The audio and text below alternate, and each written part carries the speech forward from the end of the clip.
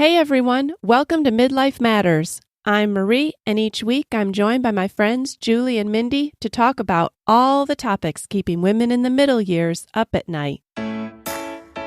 Today we're talking about decision making and best-selling author Gretchen Rubin's concept of choosing the bigger life.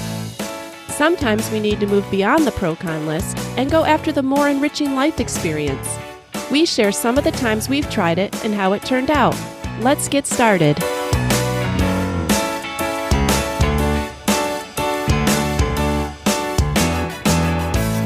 Hey, Mindy. Hey, Marie. Good to see you. Oh, it's great to see you. Hello, Julie. Hey, Marie. Hi, Mindy. Great to see you. Good to see you guys. Yes. I'm so excited about today's topic because we're going to be talking about a topic that I heard on a podcast that I absolutely love. So I'm so excited to share that with the listeners. But before we get to that, I wanted to talk a little bit about something I think will lead into it. An experience that I think many listeners will be able to relate to, especially if you're in midlife or older. And if you listen to this podcast at all, you can tell that my voice does not sound like a native Tennessean. So I'm not originally from the South. I'm originally from Western New York, which if you've never been to New York, most of the time you get a picture in your mind like New York City, very populated. That's the area you're probably from, but that's not at all where I'm from. New York is a very large state, and I'm from near the top, about an hour and a half from Buffalo. And a lot of that area is very rural. My girls, they love to go to a summer camp there every summer, and it's about 14 hours from our home in Nashville. And every year we get them up there a little bit differently. This year, I got brave and decided I would drive them up by myself. I was inspired by Mindy, who's been driving back and forth to Tennessee to see her daughter. I thought, if Mindy can do it, so can I. That's right. So the girls and I started out very early on a Saturday morning, and we made it all in one day, but we packed a lot into that day. As we go to that camp, I have to pass by two pivotal exits in my life. The first one I get to is Jamestown, New York, where Steve and I lived for most of the first 8 years of our marriage. And you know, if you've lived someplace and you've had babies or you've had significant life events, that place becomes very special to you. Mm-hmm. And then I go about an hour further and I have to pass by the exit of my hometown, which of course everyone's hometown is pivotal and brings back a lot of memories. So I was going to stop at these places with the girls and show them our houses and where we had lived and where their siblings had grown up. And it was really fun. I mean, it was so great. It was almost like I started to get a big beaming smile just to think about stopping. And then to actually see it, I just wanted to do like a happy dance because you haven't seen it in so long and it's so familiar. But at the same time, you start to get all these feelings of missing the place and wondering if you should have ever left and what did you miss out on, and just a longing for maybe your life over 20 years ago. And you start to feel like you felt then, but you're also now 47. Right. So it's really weird. It's like you're feeling 30, you're feeling like those young mom feelings, those newly married feelings, and you're feeling your current age. And then you travel a little bit farther down the road and all of a sudden, you know those movies where like adults are transported back into high school bodies? Yes, they're awesome and terrible all at the same time. And they're like, this is great, but I feel really, really weird and I don't like it. And so we went into the grocery store where I started working at age 15. Oh my goodness. And it has been remodeled. It's not even the same name anymore. And many of the things about it are different, but the cash registers are still in the same place. And as I walked in the door, I just had this like out of body experience that I'm 15 and I'm flirting with the bag boy, or I'm calling for a price check. All of a sudden, you're just like, I stood here, I spent a significant amount of time and I remember it. And I'm standing next to my own two 15-year-old daughters who are the same age that I'm feeling inside right then. Yeah. It's just so weird. A time warp. They've come together. It's a time warp. And so I just felt so many emotions as I drove down the next day to visit my son, who's working in Washington, D.C. this summer. I had to go a different way and pass through Pennsylvania and Maryland. And we did live for 2 years in Maryland. And when I passed the Frederick, Maryland sign, where Abigail was born, tears welled up. I thought, how could 23 years have gone by? How could I be this age, but yet I still know what it feels like to be that age? So I had a 10-hour drive by myself home the next day, and I think I played every sad song I knew, every breakup song that ever came to my mind. I just wanted to feel all the emotions. And that's going to sound crazy because, like, my daughter's a 7 on the Enneagram, and she's like, play something else, Mom. Think about something else. Don't think about that. I'm like, I need to feel it. I need to process it. I need to get these feelings out and reconcile them with the present. So I just wanted to maybe see if you guys have had feelings like that. Oh, definitely. Definitely. Well, I mean, you're grieving a time long past, and then you realize how much time has passed, and it's sad. You also are revisiting those decisions, thinking, wow, like, did we do the right thing? It's really where I thought my life would be when I was this age. And I just feel like it brings up a lot of questions. I think that you're not normal if you don't question what you've done at some point or another. I mean, you see all this time has passed and it makes you sad because you can't go back. Right. I know you can never go back because people, they might say like, oh, well, do you wish you wouldn't have moved? Well, no, because that's not what I'm saying. Yeah. I'm not saying I made a wrong decision, and I'm not saying that I haven't even been happy here. I'm saying that I love and miss a place. Right. And it was special to you. Yeah. It's the time, I think, because I am from Memphis, so it's only a 3-hour drive. So I had to put myself in that situation a lot more. Like, we went back often. And I remember there were times when I was going back just by myself, like maybe when my dad was sick or something. And I enjoyed being by myself because I'd put on all this music from the time that, I was in high school or right when we were married or whatever. And I would just cry the whole way. And it wasn't like you, Marie. I wanted to feel that way because I knew I wouldn't be doing that with anybody else around or in any other situation. That was my time to feel sad about that or just sentimental. Not so much sad, just sentimental. And I know that's crazy. Like, my husband would never get that. I don't think my husband got it either. I was crying when he called me at one point, and I could tell he was like, I need to get off the phone. Like, I can't handle this conversation. Well, I have lived in so many different places that it's funny. It's like we go through a state and I'm like, oh yeah, I used to live here. And the kids are like, what? And I'm like, yeah, over there about an hour and a half. We used to live there. I was in, 6th grade there, and it's just like 1 year, 1 year of my life. But the place that I have felt that way about is Knoxville. It was truly our home as a family. And so I absolutely understand that, leaving a place that you love to go to a place that you're supposed to be, we would still do it, but it doesn't, it's still hard, I guess. And so until we've made a lot of memories in Pennsylvania, Knoxville is still kind of our home. But I think, we just need more time and memories and seasons to change to make this home. Yeah, so I think that's a big thing. You want those old friendships, those old people that have known you a long time and really know you. And you don't have that when you first move to a place. And it just takes time. It's true. So, It's true. Yeah, it's hard when you move to a new place because you have to keep explaining yourself. You have to keep saying who you are, where you're from, trying to make people understand who you are. And you don't have to do that in a place that you've lived all your life. Right. You're known.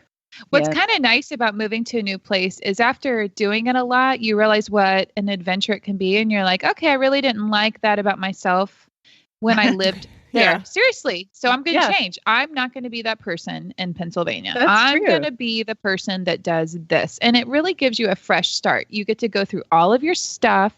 We just talked about decluttering and downsizing. So you get to go through all your stuff. You get to kind of evaluate, go through your life, your habits, your traditions, and everything changes. So as much as it's stripping away all that's known, you get to put in the things that maybe you didn't feel brave enough to put in when you were at your last place. Right. True. Good point. And that kind of leads us into our topic for today, which is choosing the bigger life. And I first heard this phrase on Gretchen Rubin's podcast, Happier. And if you have not heard of Gretchen Rubin, she's written many best-selling books on happiness and habit change.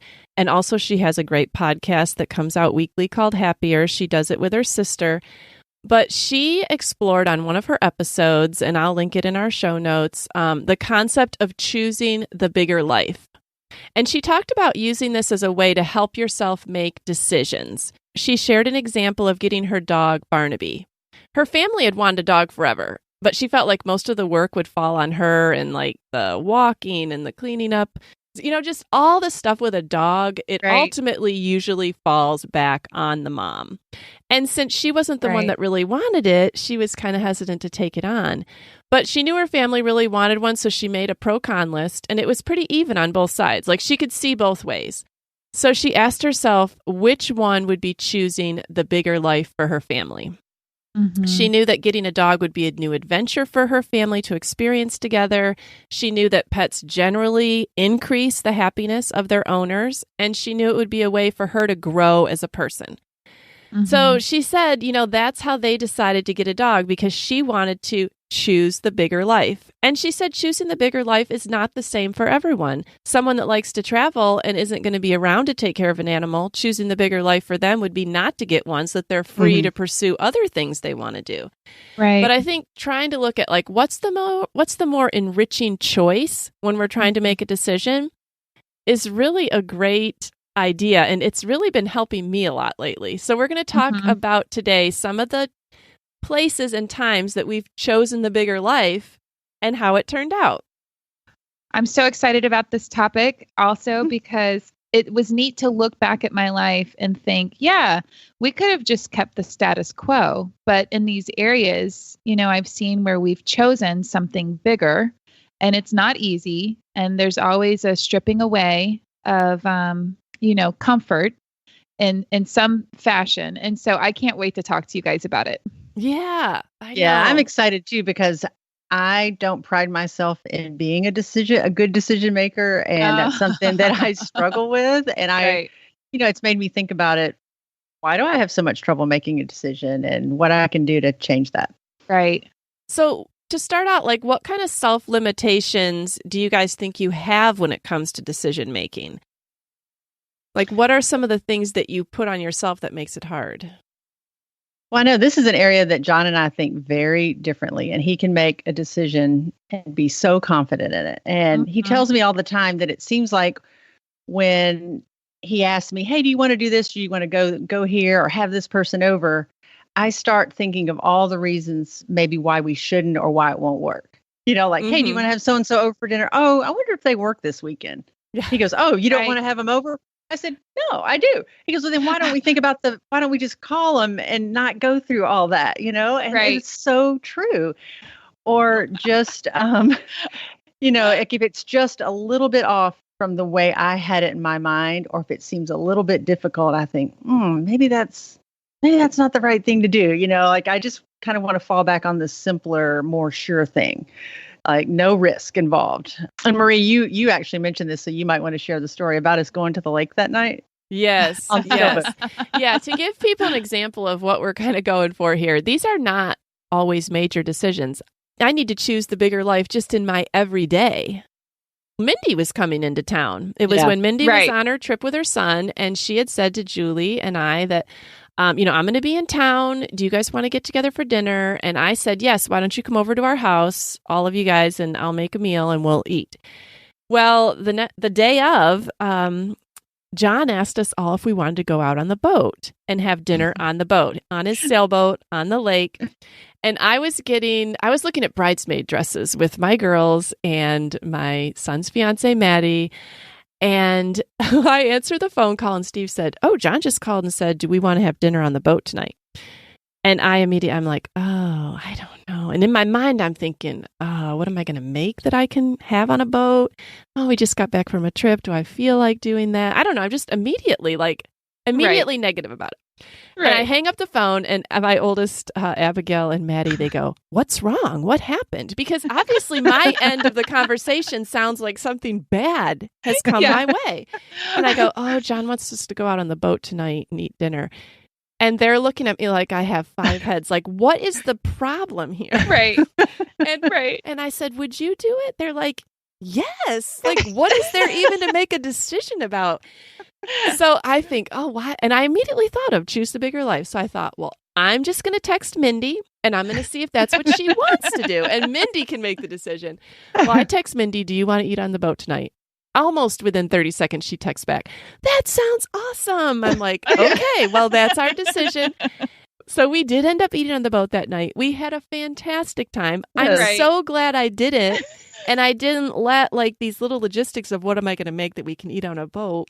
Do I really feel like it? Like, hold me back. And Julie, you were saying you had the same thought. Yeah. When you told me that, I said, that is exactly my reaction when John said, let's see if they want to go on the boat. I thought, I bet Marie's already got the meal planned and it might not transfer well to a boat. And, and she may have wanted to do something on her back porch. And it just seems simpler. Like, let's just do it at home. And then I felt bad because I know that he really loves being on the boat. And I need to say yes to that more often. Right. And it did turn out, it was the most beautiful sunset, the most beautiful moonrise. It was windy. It was perfect. Yeah. Yes. Grant and I loved it. Well, I was immediately excited. But I have to say that, like, this has changed for me a little bit. And maybe this is how you guys feel. But before I had children and before doing things required so much work and preparation and getting people to places or getting the house cleaned up, it's so much easier to have fun. And I do long to just have fun. So typically I would choose the bigger life. Well, you add 1, 2, 3, 4 kids, right? And then it's like choosing the bigger life is exhausting. It's choosing more work. Yes. You think about all the work. Like, I love to have people over. But I do fight with myself about what it's going to take. Now that my kids are older, I'm just like, okay, I just have to delegate. They are capable, able bodies. They can clean their own toilets, and things like that. And so I'm trying to get back the fun Mindy that I used to be, if I can say that, because and not look so much to all the work that it's going to take. But because I don't know, like when you're more free, like if you didn't have kids at home, or if you guys didn't even feel like you had to prepare a meal for me, right? Right. Like both of you talked about the meal, and see, if I were the one preparing the meal, I would have had more like, oh yeah, so what am I going to do? I got to figure out the meal. Well, I was able to just show up. So for me, of course it's fun. Well, when I mentioned the meal to John, he goes, why can't we just keep it simple and do sandwiches? Where I would be tending to think, okay, it's got to be this awesome picnic. And Marie did chicken salad sandwiches. It was delicious. It was delicious. It was great. Like, it was simple and it was good food. It was practical. It was easy. And honestly, it was the best meal Grant and I had that whole trip. We were so tired of eating at restaurants. So I loved the chicken salad sandwiches. Yeah. Yeah. So I definitely think you're right, Mindy, that sometimes it would help us if we just took a clue from our younger self. Yes. It's like, okay, if I didn't have all the kids and have to clean the house, what would I say? Right. And sometimes it really is going to be more work, but it is worth it. But then it's worth it. I have to think about, like, going on the boat. I usually feel like I'm having to at least stop something here at the house that I was doing to go, or leave something behind. But I have started thinking, even before this example, I will enjoy myself. And it's weird that you have to tell yourself, I'm going to enjoy this. Yes. And kind of make yourself go. And I know that sounds really strange when you're going to be doing something fun, but yes, definitely. I have to tell myself that things are going to be fun.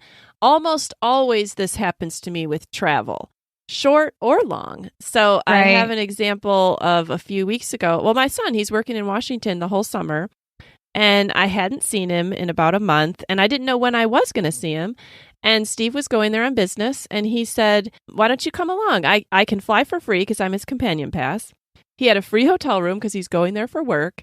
Like, there was zero reason for me not to go. There was not a cost factor. My parents said, yeah, we'll keep an eye on the kids. I mean, the kids are old enough that I have left at home that they don't even need that much.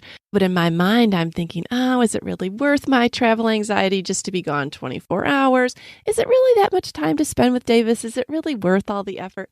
And I said to myself, choose the bigger life. Marie, you're going to get to walk around a fun city with just your son and your husband, have a great meal together, have wonderful conversation, spend time with people you love, and you're going to be home in 24 hours. Like, what is the problem here? And maybe our listeners are thinking, these women are nuts. But I guarantee you there's probably something in your life where you have to tell yourself to choose the bigger life. Like, we had a great time together. I'm so glad I did it. But like Julie said, I had to tell myself, you're going to have fun. This is worth it. Put one foot in front of the other. And once you actually get on the plane, you'll be fine. Yeah, it takes some self-talk. Sure. Well, do you ever let other people's expectations or what they think affect decisions like that? I'm talking about just things like this every day. I do. I do. Yeah, I have an example, but I didn't know if that was just me. I'm terrible about letting my parents are going to be listening and thinking, now, why is she saying that? But I'm terrible about letting what I think my parents would say about something influence my decision. Ding, ding, ding. Julie, that's your struggle too. I just don't talk to people because I don't want to have the pressure of what they think. And I'm like, especially if it's an everyday thing, I find that I have really limited my conversations with anybody else until I know what I want to do. And then if it really is something that I feel that I need to seek wise counsel on, or if I feel like maybe I am being ridiculous about doing something fun and I'm just letting my brain, overcompensate for the fun, then maybe I'll let somebody into my world. But otherwise, I keep it really, really close to my chest, and I just don't include other people because I don't want to know. Then I'll feel like I'll be disappointing them. Yeah, or I don't feel like I'll be disappointing them. It's just that other people's doubts or questions about what I'm going to do make me doubt my own decision. Yeah, okay, I don't have a lot of confidence if people are questioning my decisions, Well, to me, I feel like I don't live with a lot of fear or anxiety. So I tend to be a little bit of adventurous. And so if it's something that I know that people won't agree with, like it might be scary for them, I don't want to take on their fear or their anxiety. So I just don't tell them. Yeah. No, my mom worries a lot about me traveling. I've told you before that she doesn't support my traveling. Right. And that's something, traveling is kind of a new thing I'm enjoying in this stage of life. I have the more freedom, like financially and time commitment wise, and I'm really enjoying it. But like now when I go to church, people go, "Are you ever home?" And that I just don't like hearing that. And my mom will say, "You're never home." And I am home, but that doesn't mean that I don't want to plan the next trip. I'm enjoying that part of life. And my mom doesn't enjoy travel, so I get that she doesn't understand that. And I think she worries just about safety and things like that. That always plays into my decision is, gosh, am I doing the right thing? Should I not be gone so much if people think that's too much or whatever? Right. Yeah. I definitely think we can feel pressure from other people. We had guilt written down here. How does guilt play into our decision making? I hate to make decisions out of guilt, but I do it way too often. Yes. I'll tell you about a decision that I have currently had to make. My grandparents are about to celebrate a very major anniversary. It's like their 65th anniversary. And my mom and her sisters planned this huge family get together down in Columbus, Georgia. So I've known about it for a while and we had planned to go. Well, with circumstances the way they've been, we are actually closing on our new house the exact same weekend of this huge family get together in Georgia. And so I definitely felt like, well, goodness, I can't go. Well, every time I talk to my mom, she does not mean to put this on me, but I do feel so guilty that I'm not going to be able to go. And so even Bryce was looking at plane tickets and I'm thinking, but I need to be there to move in our new house. I need to be there with the movers, like setting stuff up. And this is a really important time for our family. We've waited a long time for this. And at the same time, I'm like, okay, is the only reason I'm going to go to Georgia is because I feel guilty? My mom, I called her the other night and she said, Mindy, don't do it. She said, if, this is too much on your family. I needed her to say that, though. I needed her to say it's okay for you to not go through that. Yeah. At the same time, I wouldn't have felt good unless I tried, unless I was willing to do it. I felt better when she released me, that I could stay home and help move into our house. Oh, definitely. If my mom said, you don't need to do this, then that would totally relieve me of the guilt that I was putting on myself. Yeah. I feel guilty spending money sometimes. And that's another area that John never feels guilty about that. And I usually do. And so I think of like on one vacation, he's asking me, well, do you want to go here in October? And I said, don't ask me that on this trip because I don't want to think about that. I already feel like, no, we can't go so soon, or we can't spend that much money again, Right. I start thinking in those terms. So he knows to just postpone talking about the next trip for at least a little while till I kind of regroup. And that's so right. I'm ready John and all the fun he wants to have. Yes. He's got to ration out the fun because Julie can't handle too much fun at one time. I know it. Oh my. All right. Well, Julie had an interesting thing that she had come across. Like, do we think it's possible that sometimes we choose to be in a state of indecisiveness because it's easier? Like, so we just never make a decision because that's almost easier for us. I think subconsciously, yes. I don't think I would say that that's why I'm doing it. But if you don't actually have to take action and take a step toward change, that is easier sometimes. To just say, I haven't made a decision on that. And then you're really not committing to one thing or another. Because most of I think the decisions we are making in midlife usually involve some kind of change. And changes can be scary. That's true a lot of the times for me. Right. Sometimes I wait so long to make a decision, hoping that the decision will be made for me by default. Yeah. Right. Yeah. Or I want John to make it for me. Yeah. Well, and certainly if it's something that you don't want to do, that's usually the case, that I'm not making a decision because I really don't want to do it. I'm not going to think about that. I'll think about that tomorrow, Miss Scarlett O'Hara. Right. Sometimes it's a lot easier to just say, I'm not going to even give that any piece of my time today. It's not anything I want to talk about. And maybe that's a clue for us for choosing the bigger life. Maybe if we find ourselves continually putting off or avoiding a decision, maybe the answer for us choosing the bigger life really would be to not do that thing, but we feel too guilty to say we're not going to, or we feel like we'll disappoint people if we say we're not going to, so we just keep putting it off.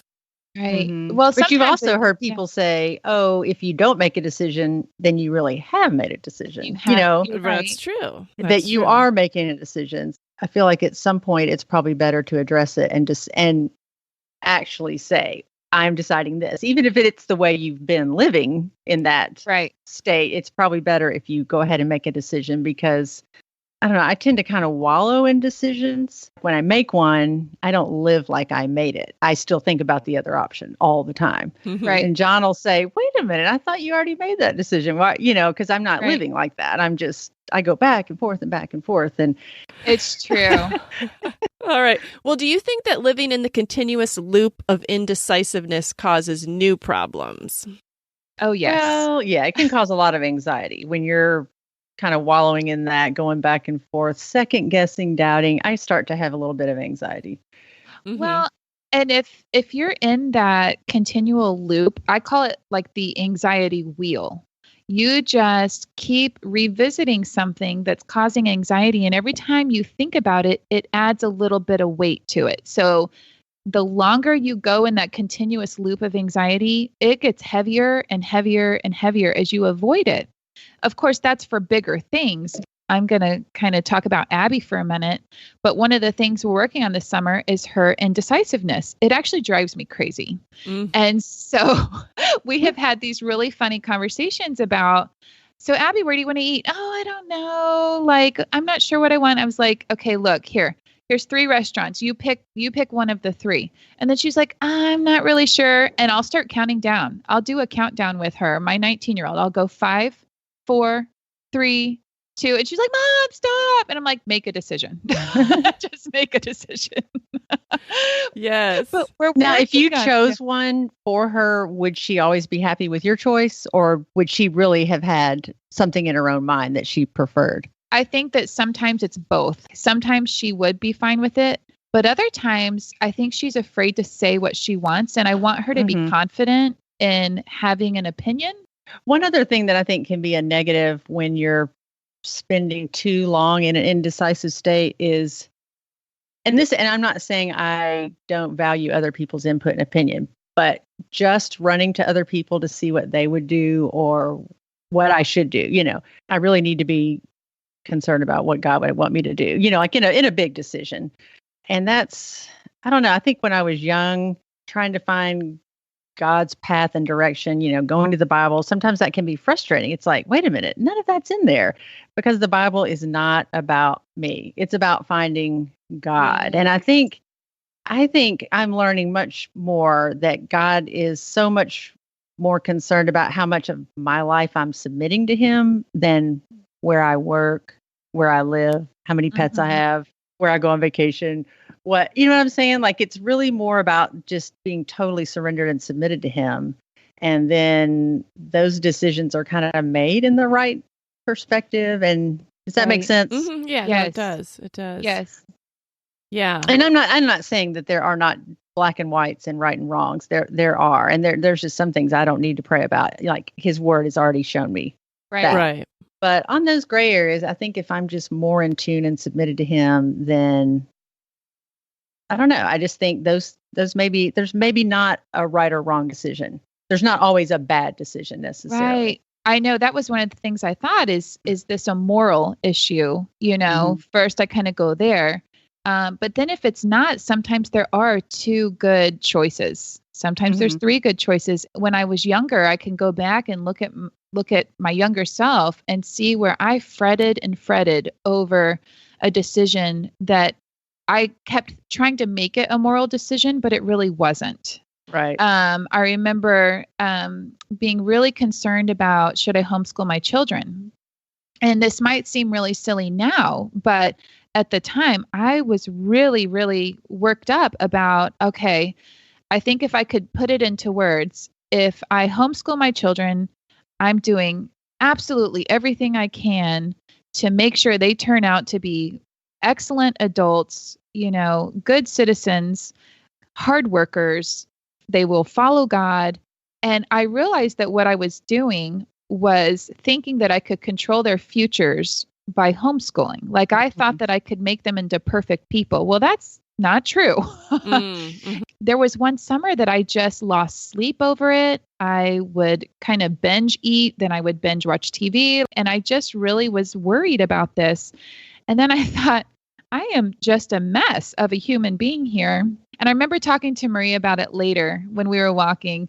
And she said, are you wanting to homeschool because you're afraid of something? And I was like, well, yeah, like I'm afraid of a lot of stuff.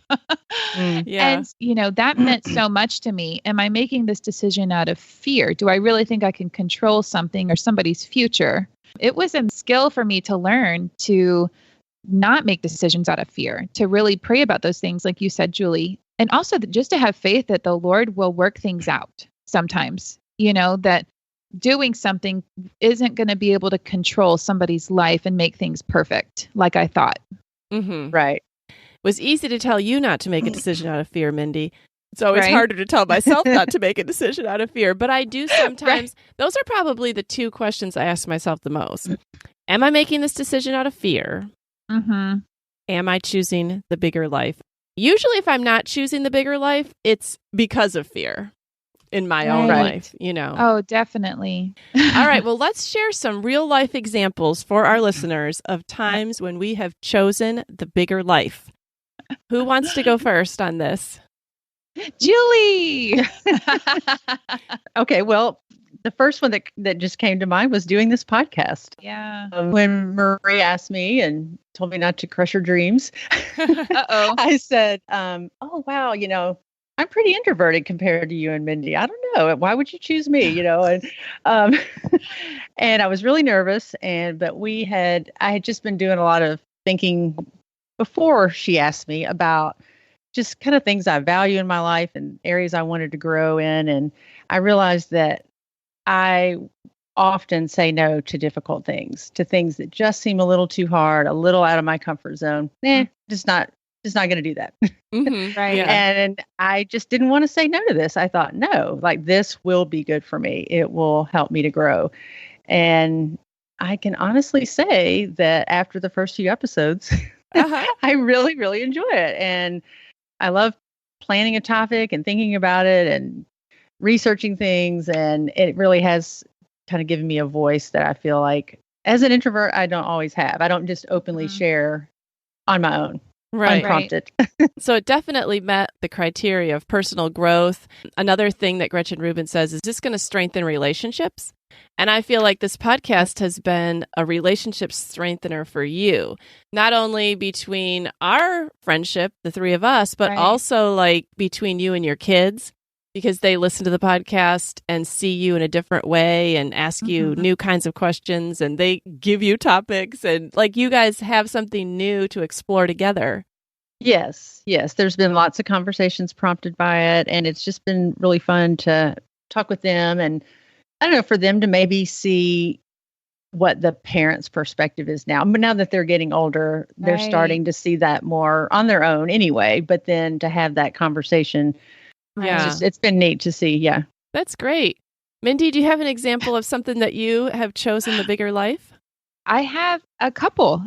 This will be kind of funny, but having 4 children, when any family looks at how many children they should have, of course, we can't always plan those things. But I remember thinking back when Bryce and I had 2 children. We had the typical American family. We had a girl and a boy, and everyone thought we were done. Well, we did not feel done.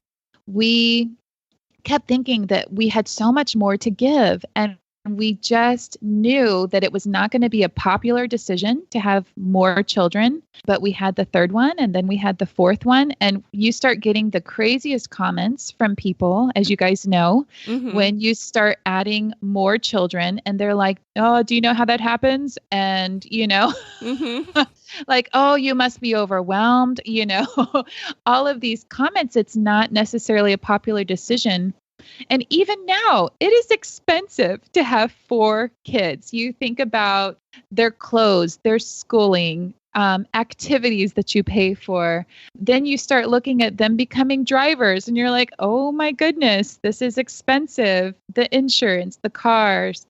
And now we're in college, and it's, how to pay for that. So I would have to say having a large family has been a bigger life for Bryce and I. We would never do it differently. And I would never regret having another child. And so for us, that was one of the things I wrote down. And I thought you guys could definitely relate with that. I did too. Yeah, I definitely can relate to that. When I think about if I was on my deathbed, would I be happier that I had these kids around me or that I lived in a bigger house? Would I be happier that I had these kids around me or that I drove a nicer car? Because I think a lot of times I have heard the decision put into financial terms. And I'm not saying that there are never any financial considerations. For me, that is the more enriching life. Other people may not feel that way, and that's fine. True. But I do feel that way in my own life. Right. Yeah. How about you, Marie? What's something you wrote down? Something that I chose the bigger life is getting a pet. If anyone knows me, you got to stop with the pet conversations, y'all. This is a big deal, though. It really is. I have never wanted a pet. Briefly, I considered getting a dog when Abigail was a baby, but that was the only time that I seriously considered having a pet. Right. So anyways, my oldest got married in December of 2017. And in the spring of 2018, the girls started begging with a vengeance, can we please get a pet? And I think having had just one family member leave the nest was really making me want to even treasure even more the time that I had with the kids that were still here. And because the girls really, really wanted a pet and were begging, I thought, if I don't get one now, I'll have completely missed out on this opportunity to share this experience with them. So they really, really wanted a dog, but I just couldn't commit to a dog. I said, what about a cat? And they considered it, and we went to see some kittens. And if you've ever gone to see kittens, you know that you immediately fall in love, and you must have one that day. Yes. And we brought home a little kitten that has become the light of our household. And people that know me are going to be like mock gagging in the background listening to this. I know my two older kids are because they just cannot understand the love for this kitten because they didn't live here when we got him. Right. But we love this cat. He has brought so much joy to our family. He has been an experience that all of us have shared together. Steve, Isaac, Lydia, Lauren, myself, we talk about him. We are fascinated by him. We want to buy him toys. We want to play with him. I've done so much research on cats. It's unbelievable. Like, I have just had the best time with this cat, and it's totally been an enriching experience. Oh, for our life. And it was definitely choosing the bigger life to get Benny. right. Yes. Aww. I do have one that's but kind of but it is more on a serious note, I guess. And it's a little bit hard to share, but I want to. It's a little different kind of a decision because it's kind of a changing the way I think about something. So it is a decision nonetheless. Disappointments and hardships really have a way of exposing like what you really believe. Mm-hmm. And for me, having my daughter live so far away, she lives about 15 hours away. And now she's expecting her first baby. And that's just been a really hard thing for me. And my deep down belief that kind of came up that I didn't even know was there was, God, you must not be good and you must not love me. And I just didn't understand like why things had to be that way, because that was not my plan. And I think he was showing me like we tend to kind of think we do all the right things and then God's just going to kind of underwrite our dreams. And it's really not that way. You know, we're joining God's plan, not the other way around. And it just really made me kind of start to hyper focus on controlling the outcome of that. And I think when you do that, you're just blind to a lot of other joyful things going on around you at the time. Right. And I know for like those first 2 years, I wasn't really finding much joy in anything. And I just really regret that. So it had to be a very conscious decision to say, no, that is not the way I'm going to live the rest of my life. And now that she's expecting a baby, you know, I've made plans to go out there several times this year. I've got 3 trips that I want to go out and see her before the end of the year. Right. And I think when I was just kind of commiserating in that, I wouldn't have been able to do that. Right. So I just don't want to let any of my self limitations interfere with that relationship. And so that's Julie. That's been a hard one. Yes. So my heart goes out to you. This is something I wrote down as well, because when we chose to move to Pennsylvania for Bryce to take this job, we chose to leave our daughter. And I have really struggled with that because I do go back to that decision. And as much as we prayed for this and know that this is what God wanted for our family, I have been really upset. I've not been joyful. I've really struggled. And I've been contemplating the same idea as you of thinking that somehow God was going to bless us because we answered his calling to come here, that we took this job. And it's so ironic. I've been reading Ecclesiastes and listening to podcasts about that. Ironically, I've been listening to Job, not that I think that I'm Job, but when it got to the friends, that's exactly how the friends talk. They tell Job that if you had not sinned, this would not have happened to you, basically. I was like, this is how I have thought. And God is changing my whole perspective on him, on what this life is supposed to be like on this earth. And I'm really telling myself to choose him, to learn who he is, not who I thought he was, and to choose joy again, because it's been a really difficult year. And so I'm totally with you on that. And it's hard. It is really hard. I would still make the same decision, but I'm still not happy about it sometimes. Right. Yeah. And I've seen you struggle with this for a couple years, Julie, and I know that there has been a tremendous amount of change and growth. And I think anything like your situation or Mindy's situation, those are not instantaneous things. Those Right. take time and wrestling Right. and Yes. resurrendering and That's relaying down what you wanted and taking up what God wants. Like, that is not a one and done decision. No. That's a daily No. thing until it becomes a habit and until it does become something internal. Right. Because there are even times when little things can kind of set me back. Right. And I have to kind of talk to myself again. And, you know, I don't know that it'll ever just all just go away. Right. Those feelings, you know. Right. Okay. Well, let me share a story that I have from a good friend of mine, how she chose the bigger life and just how she's influenced me. I see her about once a year and I get little glimpses into this transformation that she's had in her life over the last several years about just how she thinks about things. She booked a cruise to Cuba by herself. Her husband was going to be traveling and she thought, she's an empty nester and she loves to travel.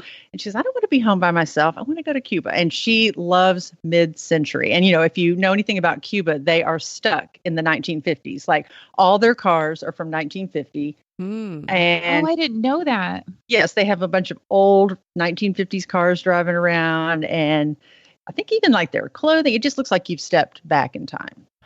So she was so excited. She had, you know, planned it. She said she envisioned the music she was going to hear, how she was going to dress, because she even has like mid-century clothes she wears. Yeah. Oh, wow. So right before her cruise, she got a notice that travel for Americans had been restricted further to Cuba. Uh-oh. But she was safe because she had bought her tickets, you know, before a certain date. So they were going to still go. So she gets on the boat. They're cruising to Cuba, and the president of the cruise lines makes a decision that he doesn't understand the whole law about docking in Cuba, and they don't feel comfortable, so they're not going to Cuba. And While she's on the cruise to Cuba. While she's on the boat.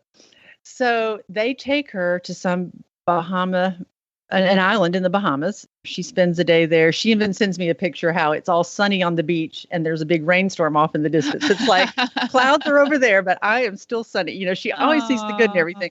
So she got back and I just remember thinking, oh, wow, I'd be thinking, see, I shouldn't have planned that trip to Cuba. Like, look what happened. Or why did God do that to me? You know, why would he take that away from me? That was like her lifelong dream. And she did not think that way at all. This is what she said. I actually asked her if I could share this.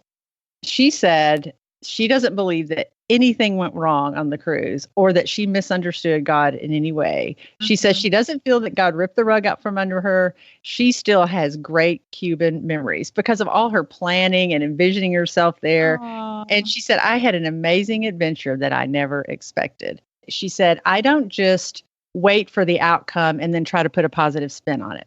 But she said she kind of pre-paves the way and she expects good. Right. From all people, all things, in all situations, at all times. And I think when you're looking for that, right, you do see that. Because it's true. Because she had a wonderful time on an island. They totally refunded her money and gave her 50% off her next cruise. I love that. So, it's just, and, she would say it's more than just making the best out of it because she knew from the beginning it was going to be good. That's the way she looks at things. Yeah. Not just like recovering and trying to see the best. She knew from the very beginning it was going to be good. I love your friend's story so much. You talked about, the self-talk that it takes to kind of get your mind out of maybe a negative place or thinking about, the difficulties. I know even with my own kids, like when they come in from school, they were in a really bad habit of telling me all the bad things that happened during the day. And I was like, wow, their school is terrible. Their teachers are terrible. They have no friends. This is what I'm thinking. Well, then you go to their school with them for something and you meet their friends, you meet the teacher and you see them joyful as all get out in their classroom. And you're like, they have been lying to me. But you know what? Like you realize. So then after that, I was like, no. you need to tell me 5 good things that happened today. And it's something that we have to practice.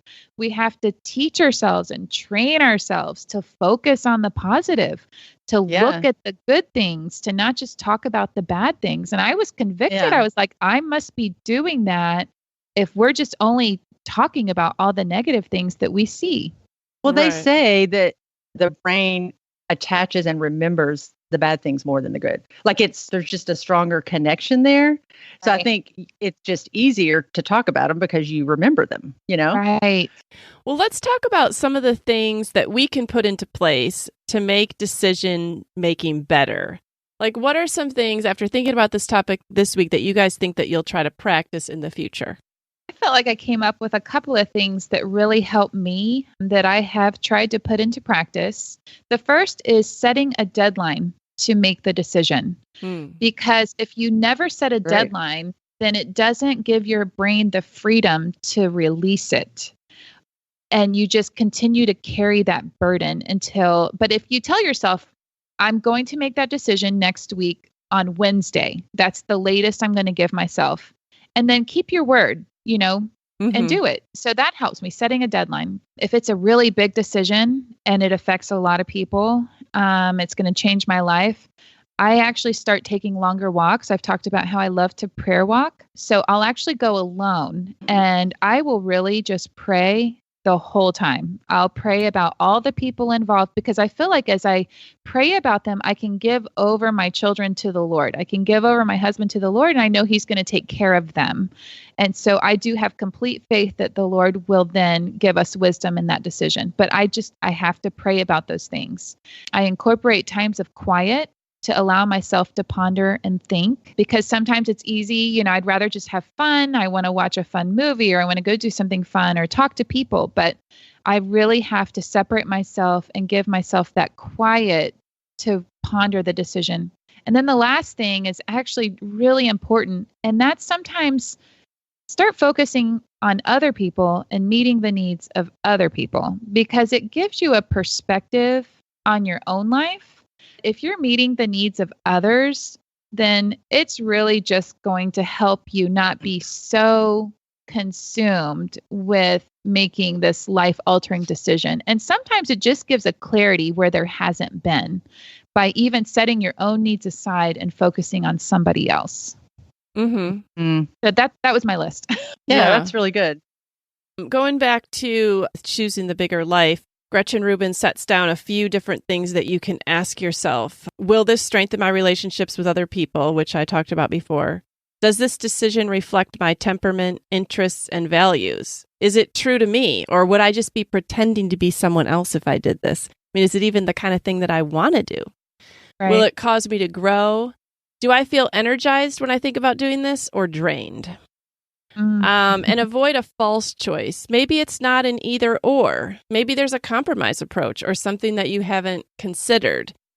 So those are kind of the things that I have asked myself. Even this weekend when I thought about driving all the way up to New York and back by myself, I thought, I don't have to do this. My husband said he would. I could stay home and someone else could do it. I could avoid being afraid that I'm going to drive off the road because I'm too sleepy. I could avoid being afraid of car trouble. I could avoid uncomfortable feelings of sadness. But I also knew that I would miss out on reconnecting with some old friends and getting to share my memories with my kids and getting to see my son in Washington, D.C. It really helped me to think, yeah, my relationships are going to be strengthened through this. And it is something that excites me. I do want to do it. And I felt so proud that I had driven almost 2,000 miles in 3 days. Like, I never do stuff like that. Right. And I felt so proud that I actually didn't fall asleep at the wheel. And it gave me a real sense of growth in the fact that I think, oh, well, if I had to make another big car trip, I could. I did it once. I could do it again. Yes. Yeah. See, that's the new me, Marie. Now that we've moved, I'm like, I'm the woman that travels across states for hours at a time now. That's just who I am. Right.